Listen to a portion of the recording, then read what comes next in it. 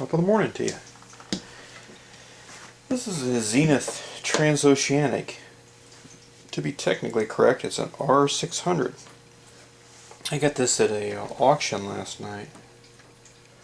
$25. It's in pretty good shape for an old radio. And it'd be helpful if I didn't kick the camera. Oh well. You get over it.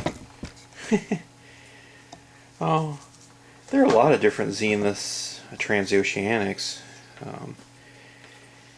This one's kind of an interesting unit. It has a lot of different features.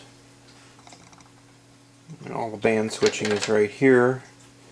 Kind of the tone controls are these little slide switches here. It's off on volume, tuning itself.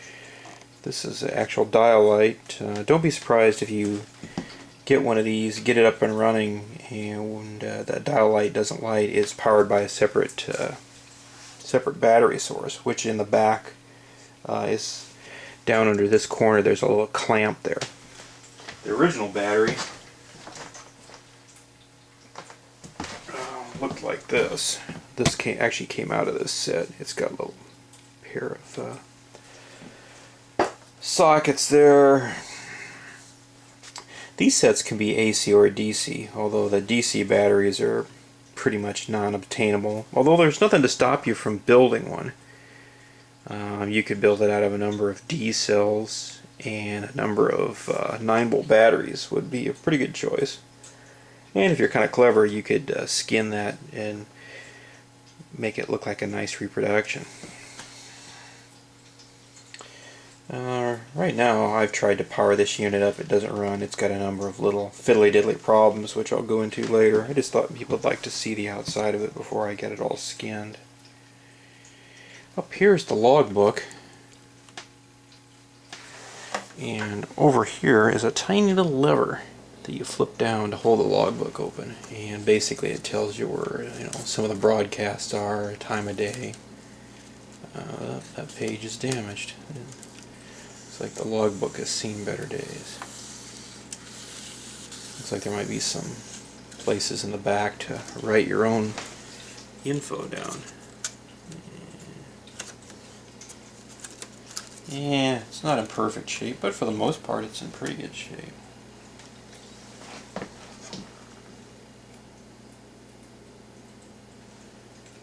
It even tells you some brief instructions on the top. Weather broadcasts and stuff. Great Lakes area. And weather from the Canadian Department of Transportation. I'll bet none of those places even around. To flip that back up, you just pull that little leg up and gently let that, don't let that door slam. They're kind of fragile.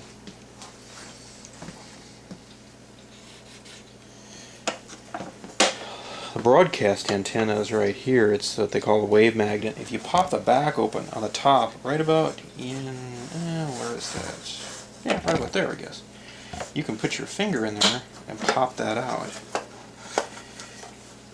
In the back of the unit were two little rubber suction cups, so you could stick this on a window.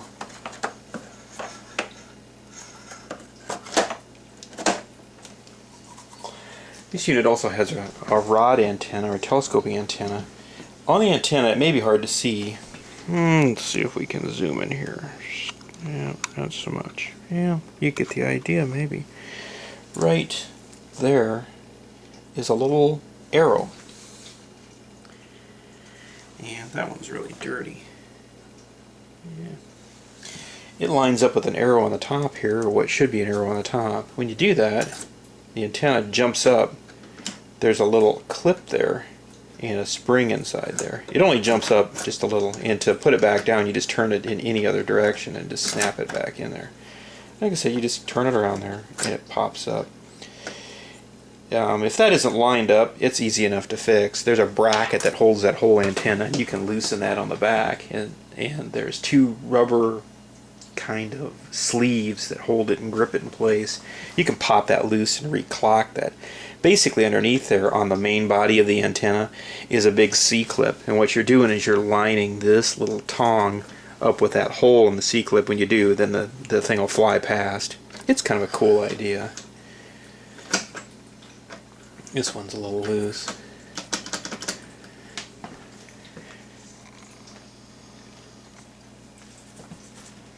If you go to take this out of the chassis, don't forget to take this jack loose. It's just a earphone jack.